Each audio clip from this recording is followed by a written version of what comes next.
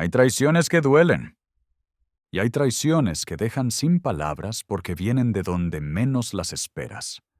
No de un enemigo, no de alguien que nunca te quiso, sino de la persona que durmió en el cuarto de junto durante 20 años, la que conoce tu risa, tus miedos, tus secretos, la que debería ser, por definición, la última persona en el mundo capaz de hacerte lo que te hizo.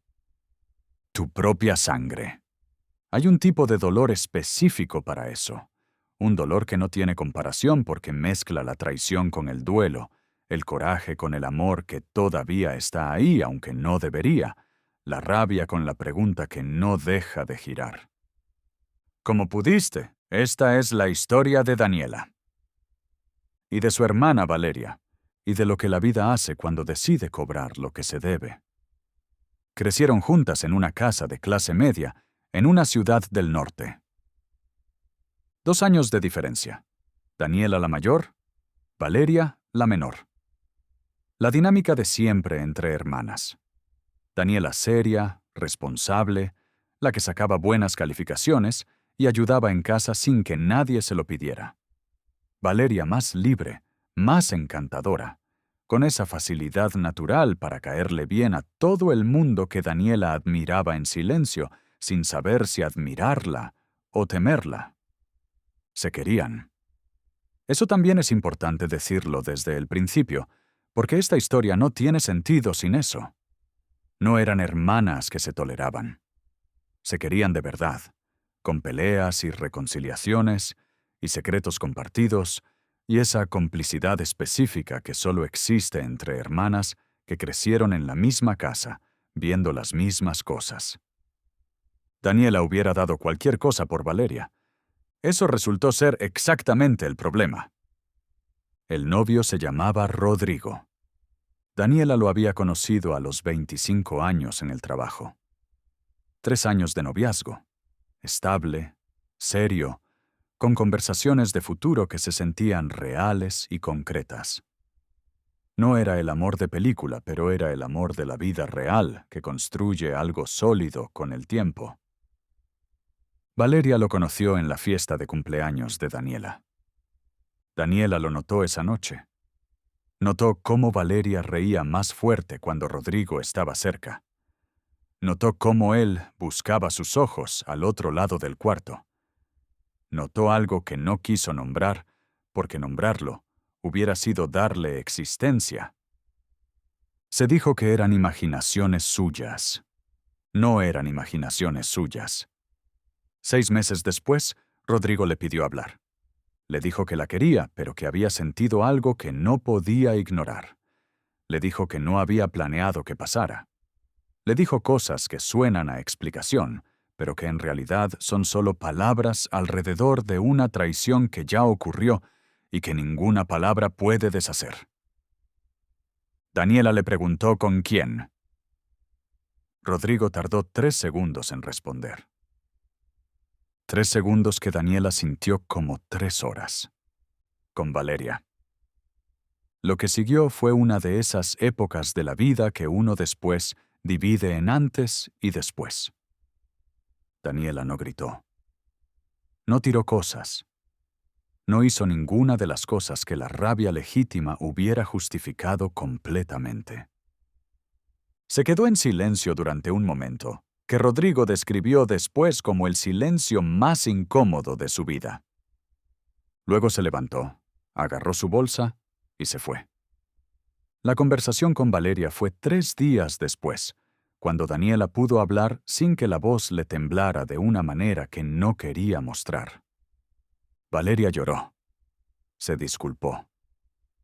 Usó palabras como «no lo pude evitar» y fue más fuerte que yo, y sé que no tiene justificación, pero que en realidad son formas de pedir perdón sin asumir del todo la responsabilidad de lo que se hizo. Daniela la escuchó completa. Luego le dijo una sola cosa. «Espero que te haga muy feliz». Y se fue. El negocio era otra historia. Daniela había pasado 5 años construyendo una pequeña empresa de diseño gráfico desde cero. Clientes, Reputación, cartera, todo construido con trabajo y con esa clase de perseverancia que no hace ruido, pero que avanza todos los días, aunque nadie esté mirando. 2 años antes de la historia del novio, había invitado a Valeria a unirse como socia. Valeria tenía talento para las ventas, para el trato con clientes, para conseguir contratos nuevos.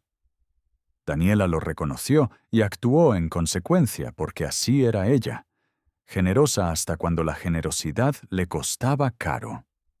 Le dio el 40% de la empresa. Le dio acceso a todas las cuentas. Le presentó a todos los clientes como su socia y cofundadora. Lo que Daniela no supo hasta meses después de la ruptura con Rodrigo. Cuando ya las hermanas no se hablaban y la tensión familiar había alcanzado niveles que nadie sabía cómo manejar, fue que Valeria había estado moviendo clientes durante ese tiempo. No robándolos abiertamente, más sutilmente que eso, construyendo relaciones directas con los clientes más grandes, relaciones que técnicamente pasaban por la empresa, pero que en realidad eran entre ellos y Valeria personalmente. Preparando el terreno para algo que Daniela todavía no había visto venir. El día que Valeria anunció que se separaba de la sociedad y se llevaba a 4 de los 5 clientes más grandes, Daniela entendió que la historia del novio había sido solo el capítulo más visible de algo que llevaba más tiempo construyéndose. La herencia fue el golpe final. Su padre murió ese mismo año, de un infarto que nadie esperaba, aunque en retrospectiva había señales que el cansancio y el día a día habían hecho invisible. Murió sin testamento actualizado. El que existía había sido escrito hacía 15 años, cuando las 2 hermanas eran jóvenes, y la vida era diferente, y nadie imaginaba que las cosas podían complicarse de esta manera. Valeria contrató un abogado antes del funeral. Daniela se enteró cuando el abogado la llamó para notificarle los términos. La casa familiar, que era el bien principal de la herencia, quedaba en disputa porque el testamento viejo tenía ambigüedades que el abogado de Valeria había encontrado, y que el abogado que Daniela contrató a toda prisa confirmó que eran reales y que iban a costar tiempo y dinero resolver. Tiempo y dinero que Daniela, que acababa de perder la mitad de su empresa, no tenía en abundancia. Ese año fue el más difícil de la vida de Daniela. No voy a romantizarlo ni a convertirlo en algo que no fue. Fue un año de supervivencia, de contar el dinero con una precisión que duele, de reconstruir una cartera de clientes desde casi cero, de dormir mal y levantarse temprano y trabajar con una rabia que aprendió a convertir en combustible, porque era lo único que podía hacer con ella. Fue un año de terapia, donde aprendió cosas sobre sí misma que no hubiera aprendido sin el dolor que las precedió. Cosas sobre sus límites, sobre su tendencia a dar sin revisar si la otra persona merecía lo que recibía, sobre la diferencia entre ser generosa y ser ingenua. Fue un año de perder amigas que no supieron estar y descubrir a otras que sí supieron. De entender que la familia no es automáticamente sinónimo de lealtad. De llorar a su padre con un duelo complicado, porque encima del duelo normal estaba la rabia de tener que pelearse por lo que él dejó en el momento en que más necesitaba que las cosas fueran simples. Fue un año duro, pero Daniela era más dura todavía. 5 años después, la empresa de Daniela tenía el doble de clientes que cuando Valeria se fue. No porque hubiera tenido suerte, sino porque Daniela había entendido algo fundamental en ese año difícil, que su mayor fortaleza nunca había sido Valeria, había sido ella misma, su trabajo, su criterio, su manera de resolver problemas y de tratar a los clientes con una seriedad que generaba confianza. Valeria se había llevado los clientes más grandes, pero Daniela se había quedado con algo que Valeria no podía llevarse: la reputación. La que se construye en 5 años de no fallar, de entregar a tiempo, de responder el teléfono cuando hay un problema aunque sea domingo. Eso no se roba, eso se construye. Y Daniela sabía construir.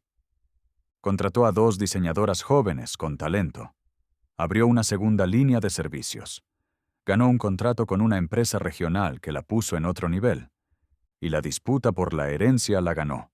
No rápido, no barato, pero la ganó. Porque tenía razón. Y porque había contratado al abogado correcto, aunque le costara un dinero que no tenía, y tuvo que pagarlo en parcialidades. La casa familiar quedó en su nombre. Lo de Rodrigo y Valeria duró 4 años.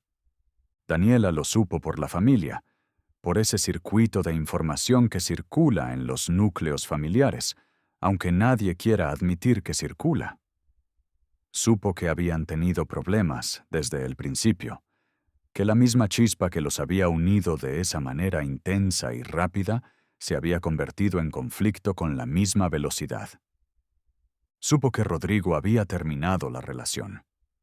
No sintió satisfacción cuando se enteró. O al menos no la satisfacción que hubiera esperado sentir años antes. Sintió algo más tranquilo y más honesto que eso.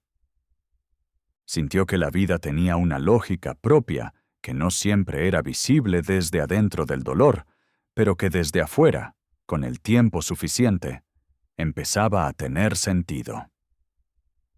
El momento que nadie esperaba, llegó un martes ordinario. Daniela estaba en su oficina, la oficina nueva, más grande, con 2 escritorios para sus diseñadoras y una sala de juntas pequeña, que era su orgullo silencioso, cuando su asistente le avisó que había alguien esperando sin cita.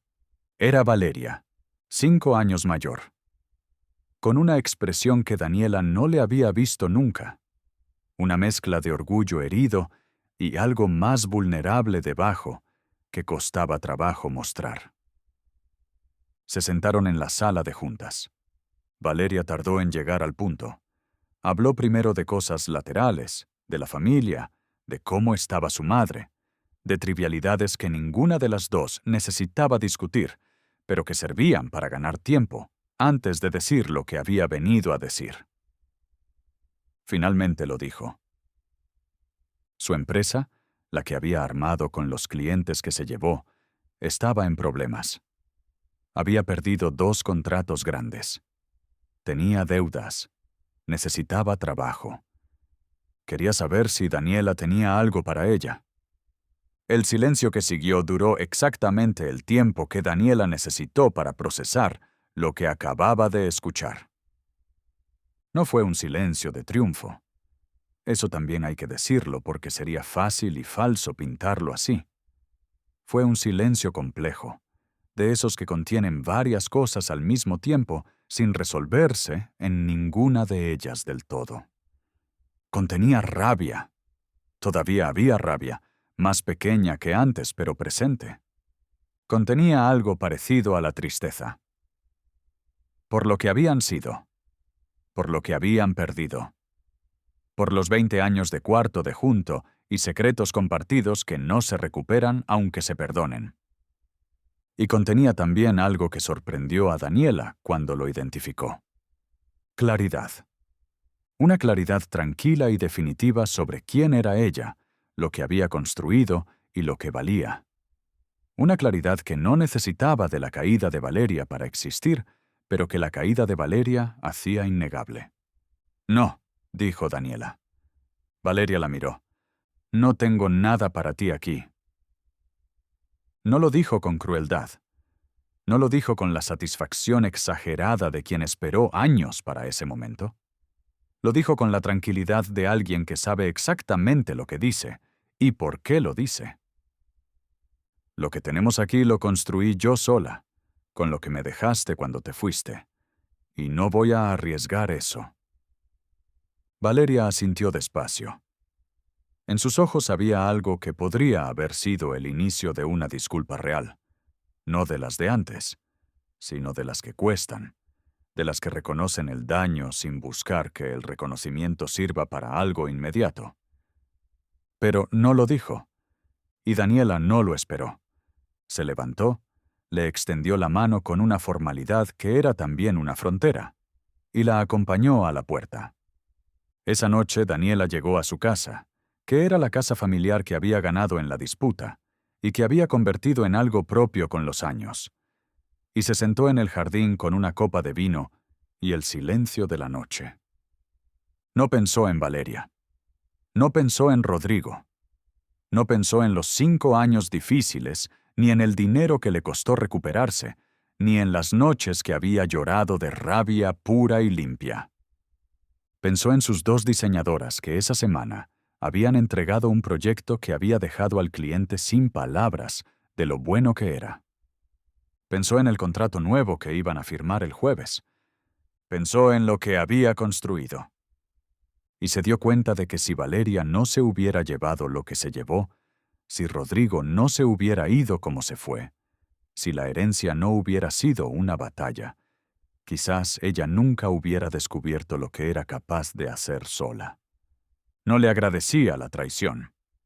Eso sería demasiado. Pero ya no le debía nada, ni rabia, ni dolor, ni espacio en su cabeza. Nada. Y esa libertad específica de no deberle nada a quien te hizo daño, era la mejor venganza que la vida podía haberle dado. Hay personas que te roban cosas. El novio, el negocio, la herencia, la confianza, los años que pasaste construyendo algo que creías compartido y que resultó ser solo tuyo aunque no lo supieras. Y hay personas que después de todo eso se levantan. No porque sea fácil, no porque no duela, sino porque descubren en el proceso algo que la traición, sin querer, les reveló. Lo que son capaces de hacer cuando no tienen otra opción que ellas mismas. Eso no te lo roba nadie.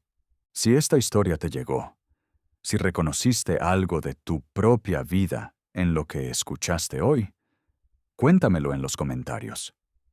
Y si conoces a una mujer que esté en medio de su propio año difícil, compártele este video. Que sepa que del otro lado hay algo que vale la pena. Nos vemos la próxima semana en Heridas con Nombre.